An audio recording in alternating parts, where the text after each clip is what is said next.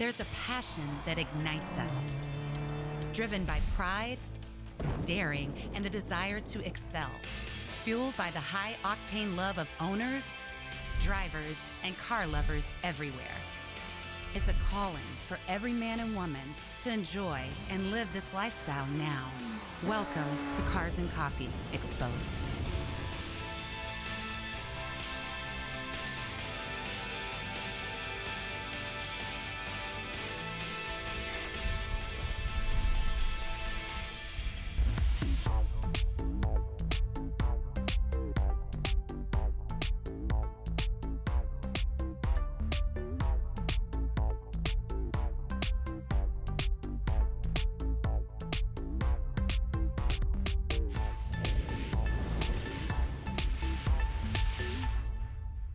Aubrey Zelenka, I mean, you are like, you look as cool as your car, first of all. Let's just talk about that. No, thank you.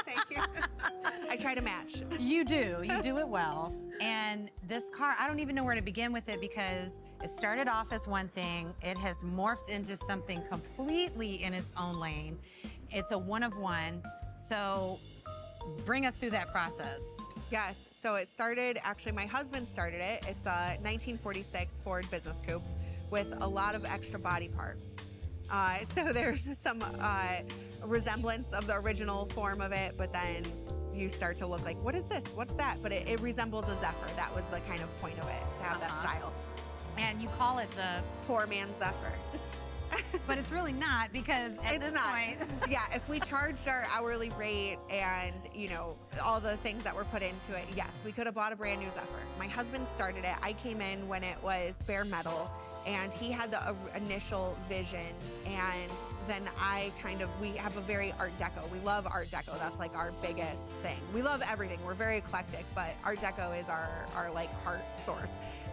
So I think when I came in, it was like already just following his vision and then just adding little things here and there and talking about it throughout the way. And that was just really, it was every new piece that was built, it was like, well, how should we design this? How should we do that? You know, because everything's pretty much, the grill in front is handmade, the engine cover, like talking about, because we have an LS in it, so, which is like kind of not traditional, but we drive ours. We drive it everywhere. It's never been trailered. So just talking about, okay, how do we make this engine look prettier?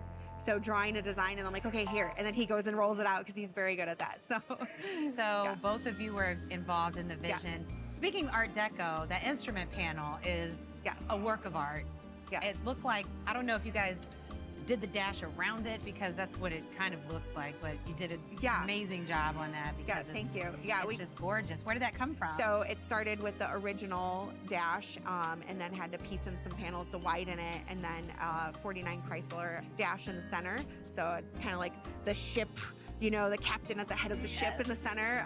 And then he actually designed the center console, and then we kind of just worked together. He'd be like, what do you think about these beads? And what do you think about these steps? And then looking for, you know, there's actually a boat radio with Bluetooth hidden in it, because that was the only thing small enough we could find to go inside, because it's a very small space that it comes down to. I've always loved cars. My husband he just grew up in like his dad was into drag racing, and he started working on a car when he was like 15 years old in his garage. Me, I grew up out in a swamp, and, you know, I was just always grew up very eclectic, and I learned welding at a really young age. And so when I met him, he was always just working on a car. And it was like, okay, well, like, I'm gonna do more welding. And I had a business doing leather work, and I did stuff for the steel mill. And then so we started incorporating metal work, and then it just kind of took off where it became this business for both of us, and taking in client cars, because I had the business aspect and he had the like more knowledge. He's a great painter. He did auto body for 30 years. So we kind of just combined all of our skills together and like learned from each other with certain things, and kind of just like made this little whirlwind. A match made in heaven. Yeah. Obviously it works, because if you guys did this together and that's what comes of your union, then you're doing amazing. Yeah, it's our baby. What are the responses that you get when you're driving it? The best response was in Louisville, and he had a very southern draw, and he said, "This looks like water, get yourself a drink." Oh, I love and I loved that. I was like, that's perfect. I'm like so smooth and slick, and like, you know, so I really liked that one. Well, I'm really excited just to spend time with another woman in the business. Likewise, I just love what you're doing, the way you're doing it. Keep on, girl. I'm Yes. proud of you. Thank you. Thanks for sharing it with us. Thank It's you. gorgeous, yeah.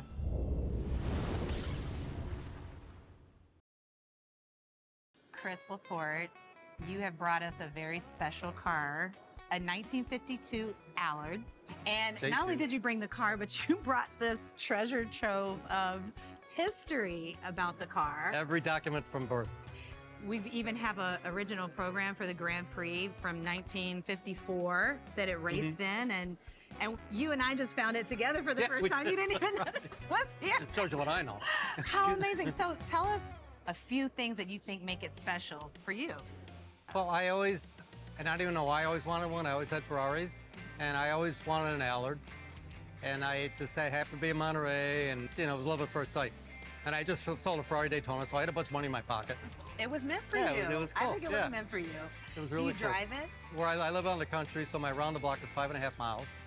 So I've taken it around that, but this car likes to steer you. It was made for the racetrack. So if you hit a bump, and I live in Illinois, we got plenty of bumps. But I've had it on the racetrack. I do touring class, because it doesn't have a roll bar, so but I'm not a big racer anyhow. It's fun. It's just really fun. Yeah. It's just fun. It's a fun, noisy, makes a lot of noise, and I have a Dodge Viper that makes a lot of noise and it tries to kill me. Well, this car could get the job done. Yeah. You know? Yeah. This car, yeah. And it's raced many times. Yes, it's raced its whole life. So It was never a street car, ever. It went from Cadillac. I had a Cadillac motor. Started life with a Cadillac 331 Cadillac motor. Mm-hmm. At one point in time, it was changed to a DeSoto Adventurer motor, Mm-hmm. and it raced Bonneville Salt Flats in that twice. Went 124 miles an hour with the Allard body on it, with the body that's on it now, which is the original body. And then it went 154 miles an hour with the Soro body on it, which was more streamlined fiberglass body that Soro was making bodies then. And then how did it get from there And then, to? because they had the body off, and the body sat in New Jersey for, I believe, like 20 years. And then the Elby brothers come along, and the Elby brothers were big racers out of Naples, Florida. So the Elbys took the chassis, but they had all the bits and pieces of the car, which is very rare for these cars because they were race cars. So they're yeah. always smashed up, they're off the road. This car had been off a couple times. It just spun out, it never rolled over or anything. So it was all the original, which is really cool. It's the original bodywork, and you can tell because it's the old aluminum with the seams and not new, smooth. And it wasn't originally blue. It was originally it was a metallic blue, a dark metallic blue. Oh, it was a dark metallic And when blue. the Elbys got it, it was bare metal. But it's really cool. I love that Yeah. blue. It fits you. I love that you kept this, and I'm so excited that you continued to document the whole journey of it and how much you've really cared for it, how much it's been cared for over the years, and I know you're going to continue to care for it in the same way. Thanks for bringing her out. What's her name, by the way? Does she have a name? My car? No, I don't. You don't name the your blue one. cars? Yeah, The blue one? Okay. That's bad Yeah, luck. I think it's Bad something luck with me naming anything. So except my daughter. Well, Thank you, Yeah. Chris. I appreciate it. Yeah. So nice meeting you. Thank you. Pleasure. Same here. Too. We'll be right back with more Cars and Coffee Exposed. Promotional consideration provided by What is Urable? We are a business management system that helps create an exceptional customer experience and improves business operations. As a car enthusiast, you deserve the best, and Urable is the common denominator. With so many detail shops, endless brands of ceramic coatings, window tint, and paint protection film, it's hard to find the right shop for the job. Shops powered by Urable understand the care and quality that your investment requires. Avoid shops that are in the race to the bottom. If you want to identify the best providers in your area, make sure they're powered by Urable. Your car is stolen. A crisis for you. A tragedy for your community. Theft hurts everyone. Insurance rises. Your neighborhood violated. Who will be next? But you can feel more protected and secure with the LoJack system. LoJack brings it back. LoJack's vehicle recovery system will find your vehicle usually within 30 minutes. And with the recent launch of LoJack LE, we're equipping our law enforcement partners with a safer and more efficient way to recover your vehicle. The LoJack app creates a bond of trust, providing enhanced features designed to promote safety and convenience, and you'll always know where your vehicle is. Only LoJack stands with this promise. Receive up to $10,000 reimbursement if your vehicle is not recovered in 30 days. Let LoJack bring back your safety, confidence, and give you a greater driving experience. LoJack brings it back. Get ready for an adrenaline-fueled ride with Cars and Coffee Exposed. It's not just a show, it's a whole new automotive experience. Now's the time to claim your spot as a brand partner for the electrifying 2024 season. Partner with us to inject your brand into our high-octane episodes and connect with car enthusiasts live at Cars and Coffee events nationwide. Rev up your marketing strategy today. Contact carsandcoffeeexposed.com and let's accelerate together.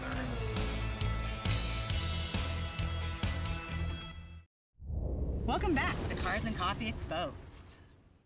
Meet Jordan Sawalka. This successful entrepreneur started his own repossession business nearly 20 years ago. Around the same time, he started collecting cars. Now he's put together an enviable collection of beauties, most of them dressed in black. We caught up with Jordan at his automotive man cave somewhere in Scottsdale. We're here with Jordan Sawalka, who has invited us to view his beautiful car collection. Thank you so much, Jordan, for having us. Yeah, you're welcome. You're welcome. How many cars do you have here? About 20, give or take, whatever the day of the week is.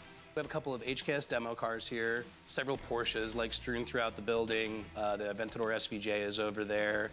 And then one of my big loves is Chrysler products, like Mopar stuff. So we got 3 or 4 Mopars on the racks and old 56 Chevy.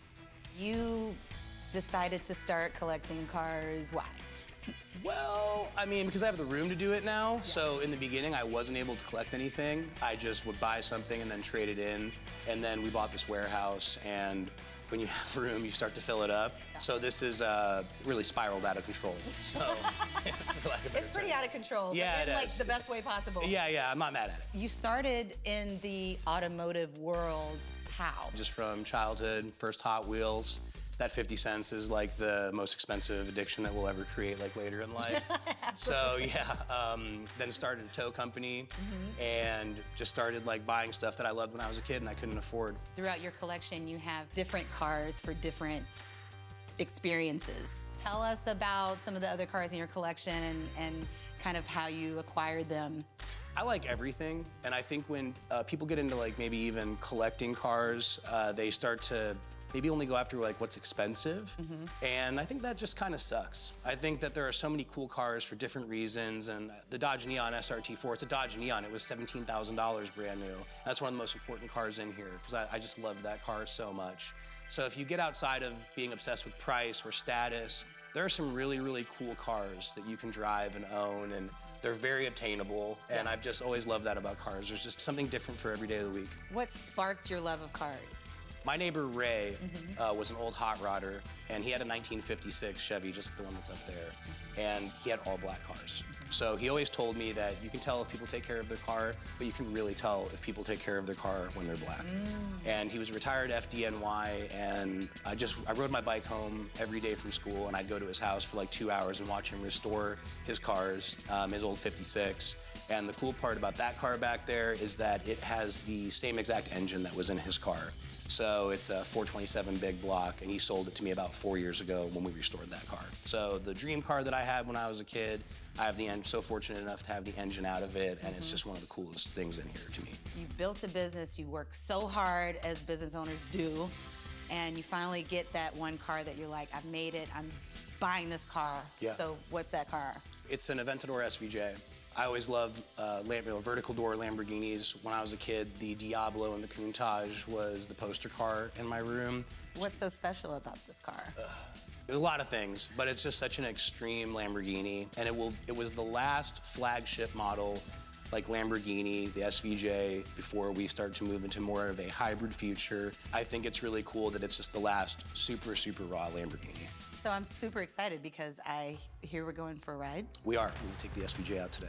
Can we do that right now? Absolutely, absolutely. Okay, let's go.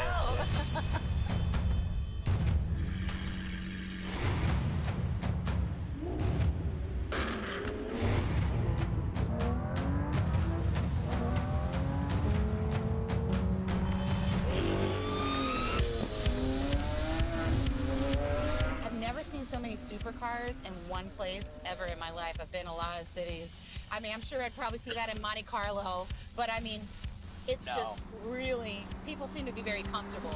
It's pretty safe, pretty chill. Yeah. You know, for now, I hope it stays that way, but I love it out here, man. I've been here my whole life. You said it's your first Lambo. First V12, like the first like door up Lambo. Yeah, and you think this is the last of the V12s, huh? It is. So the new Revolto is, I'm sure I'm saying that wrong. Pardon me, Lamborghini. Okay. Pardon me, Lamborghini gods. It's going to be a V12 hybrid assist. But this is going to be the last naturally aspirated wild Lamborghini that they built. So this is an SVJ, and that was the highest trim level at the time for this car. So yeah, this is kind of the last of them all.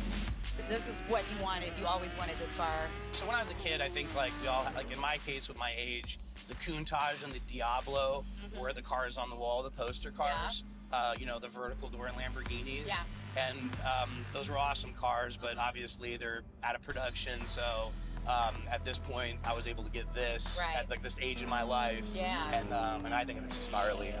I mean, I do a lot of interiors, so I was just noticing all the details and the Alcantara. Thank you so much. Carbon fiber, of course, all that's to make it light and fast. It is. How fast is it? So this car, like max top speed is about 210 miles an hour.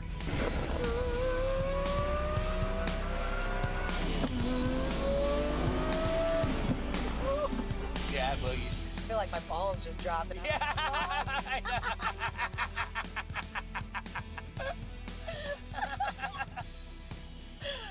Oh my God. You know, the cool thing about this car is these Lamborghinis, these V12 cars, were never great handling cars.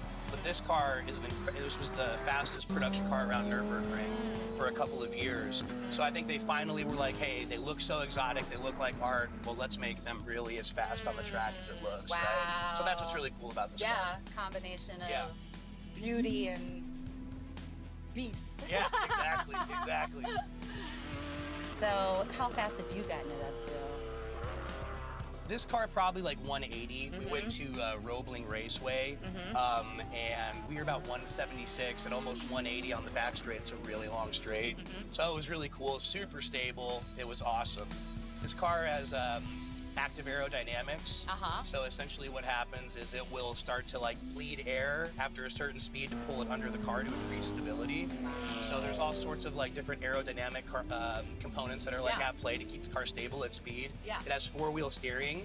So below 88 miles an hour, the wheels turn like this to help bring the back of the car around. But after 88 miles an hour, they turn like this to keep the car stable in high-speed maneuvering. So it's like, there's a lot of really cool things. It's crazy. Yeah. It's crazy how far it's come. It makes you look like a really good driver, you know? I think I was pretty equipped to handle it when I got it. So I would say that I didn't have to learn anything, but this car taught me a lot about respecting power, and the margin for error is really slim in this car, you know? It's big, it's a V12, and if you're not careful, it'll teach you a lesson at the track. How many of these did they make? They made 900 SVJ coupes worldwide. I don't know, I always liked the underdog. Yeah. And I think that's why I like Lamborghini so much, is it was the underdog. Ferrari was always the pinnacle brand, and you know, Ferruccio Lamborghini was, I think he was the underdog, right? I've always noticed that when I deal with Lamborghini owners, they're really approachable. And it seems like even some of them themselves are maybe more blue collar, and this was like their dream car. And I've always loved that about the brand. These cars are so fun to drive because they are engaging, and I think that's what a lot of like newer cars lack, is that engagement. I think that as cars get watered down, like kids today will never experience like oversteer situation or keeping a car stable. Right. Not only does it make you a good driver, it keeps you engaged in the car. Yeah. And I think that that's probably the sad part about maybe like where automotive is going today. Yeah. And I understand like that's progress, and thank goodness these cars are still around and they're still being taken care of. So I think you'll be able to find them, but the engagement's everything. Yeah. So I feel like you're definitely in the right place for car love, because I've seen more supercars and exotics here than I have, I think, in any other city I've been in, just driving on the street. So Scottsdale seems to be kind of a capital for that. There was like 4 or 5 F40s that were at Cars and Coffee. Right. So it's just insane to think that those are here residing in collections. But yeah, Scottsdale, Phoenix area, the Arizona car culture, it's really important. It's part of our foundation. I'm so glad we got a chance to see it, because it was really unique. And it's always good to see people bringing their kids out and being able to really get close to these cars, because that's just going to continue to ignite that love like you talked about with the community. I think no matter like the difference with anybody, I think cars are a common denominator. And even if you can't get along about anything else, if you like cars, it's really easy to carry a conversation with someone for a few hours. And I don't know, it's like a peaceful feeling. We'll be right back with more Cars and Coffee Exposed. Promotional consideration provided by... Get ready for an adrenaline-fueled ride with Cars and Coffee Exposed. It's not just a show, it's a whole new automotive experience. Now's the time to claim your spot as a brand partner for the electrifying 2024 season. Partner with us to inject your brand into our high-octane episodes and connect with car enthusiasts live at Cars and Coffee events nationwide. Rev up your marketing strategy today. Contact carsandcoffeeexposed.com and let's accelerate together.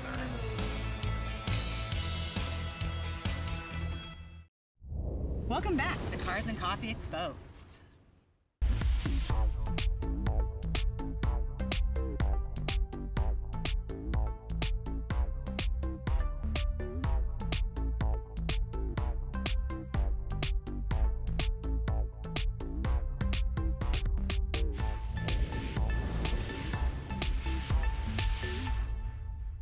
Corey, thank you so much for being with us today. My pleasure. I am so excited to talk about this beauty behind us. It's a rat rod. So tell us a little bit about just the rat rod culture.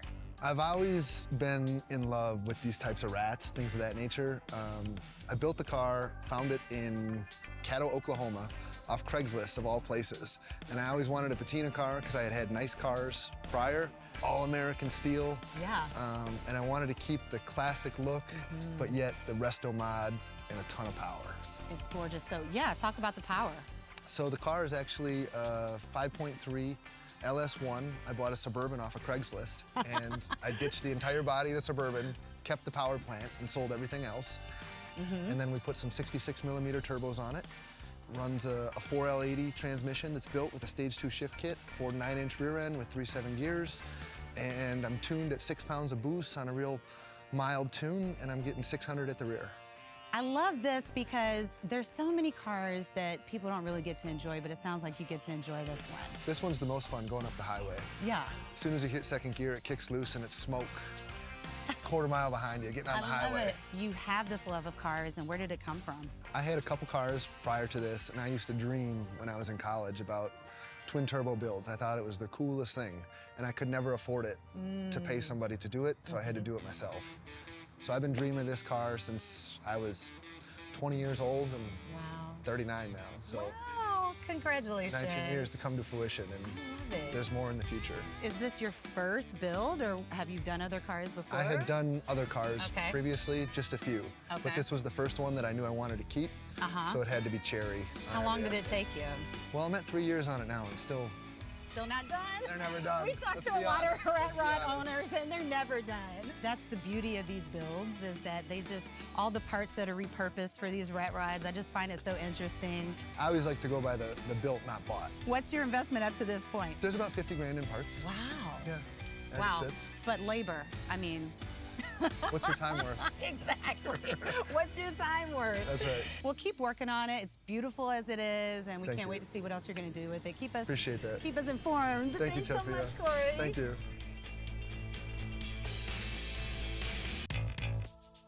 So, Andy, this looks like a 69 GT40, but it's not. It's not. Okay, so tell me what it is. It's actually built in 2023. It's a Golf livery tribute edition to the 1969 GT40. And it's built in South Africa by a company under the license of Shelby. So it's built by Super Performance, and Super Performance is the only company in the world that actually builds Shelby licensed car. They build Cobras, they build GT40s. And so this car is actually in the GT40 registry as an official successor of the 69 GT40. So I think there's a lot of viewers that really don't know how that process works. How does that work? And why this car? You decided you wanted this car, and then what happened after that? What was the process? Or like a lot of people, I watched Ford versus Ferrari, where we won. And after that, I was really looking into getting a edition of the GT40. There's quite a few manufacturers that build these cars. You can also build one at home, but there's only one manufacturer that goes 90% close to the original, and that was my goal. So you order something from Superformance, you get a build slot, and it takes about 2 years. Right, so it actually takes you 2 years to just get on the docket. That is so interesting. And then you get on the docket, and then how long? They build about 12 cars a year. Yeah, you wait about 2 years, and then they start building. And then it takes another 6 months to 7 months before you get the car delivered. Wow. It takes quite a while. Yeah. Wow. I mean, were you just... Oh.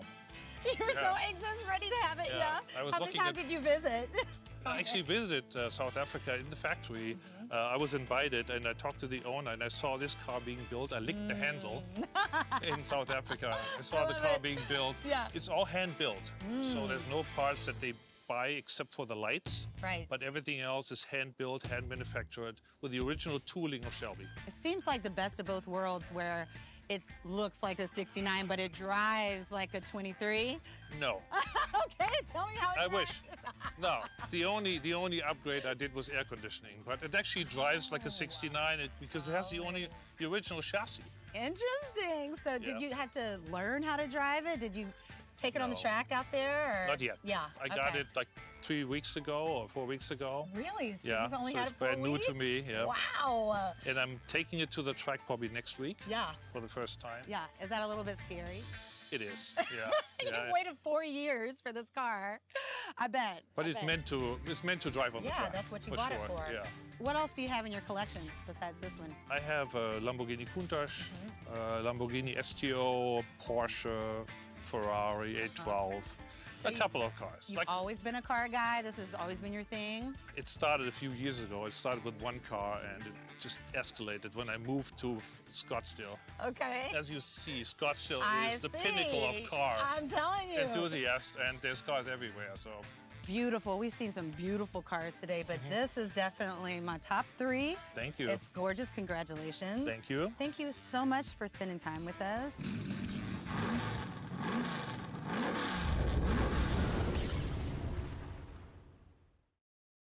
I am really trying to not be biased and not have a favorite, but oh my God, you're making it hard. Yep.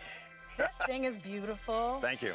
And it has so much history behind it. So Oh, yeah. I want you to talk about that because it's so unique. It's Enzo's last car before he passed away in 1988. And plus, it's the first 200-mile-per-hour car ever produced. And there's a lot of very first things on this car, like the tires on this car are Pirelli P0s. Now, P0s are famous now, particularly in Formula One. But the very first P0 tires were on this car. They had to make P0 tires for this car because the boost would come on so intense that they had to put special tires from Pirelli for this car. So it was sold in Rome Yep. initially. Yeah, 92. And then it went to Japan. Japan. And I bought it maybe a year and a half ago. I didn't know anything about F40s then, but now I know everything about F40s. I'm sure you do. I work on it every week. How much time do you think you spend on this weekly? I don't know. I might, because I'm retired, Yeah. right? So I've had this for a year and a half, and I'm trying to take some of the years off the car, giving it tender, loving care. And it's very mechanical, these cars. I mean, you can work on it with a screwdriver and a wrench. And I've just been cleaning things up and working on it. I don't know, every week I've put a couple hours into it. It's immaculate. Let's talk about the luggage. Yes. Okay, because I'm a girl and I like those kinds of things. Yes, I know women love those luggage. I bought the luggage before I got the car. It came up on Bring a Trailer, and I'm going, you know, this is going to be a deal. You never see the luggage for this car because it's specially designed to fit up in that hole, that round hole in the front. And I bought it on Bring a Trailer, and then 6 months later, I bought the car. So you told me how you acquired the car and what you had to sacrifice to get the car. Oh, yeah. Tell us a little bit about that. Yeah, I had to sell our home. I built 40 years ago, and half of it went into the home here, half went into this car. You're driving a house. This car has always been out of reach for me. I never even thought I would ever own one. How'd you feel after you bought it? Buyer's remorse. I mean, you've got yourself a house sitting here. right? And you're going, oh, did I get the right car? I mean, is it a lemon? You don't Can really I know. assure you, you did get the right car? Great, thanks. And I like taking to shows like this and being on channels like this because it inspires people. It does. It really does. If you don't see the car and you don't know about special things about the car, I try to bring people into my garage and actually show them this is what this does, for this purpose. It's incredible. Yeah. Well, it's a great design. I mean, till this day, it is just absolutely relevant and beautiful, and you've taken such good care of her. You. Yeah, anything else you want to tell us about the car? Oh, well, I could go into how long's your program? Well, we wish we had all day. Thank you so much, Tom. Okay. You're amazing. Thanks. This Thanks car for is having me. great. We love it. Thanks Thank a lot. you. Thanks. Absolutely.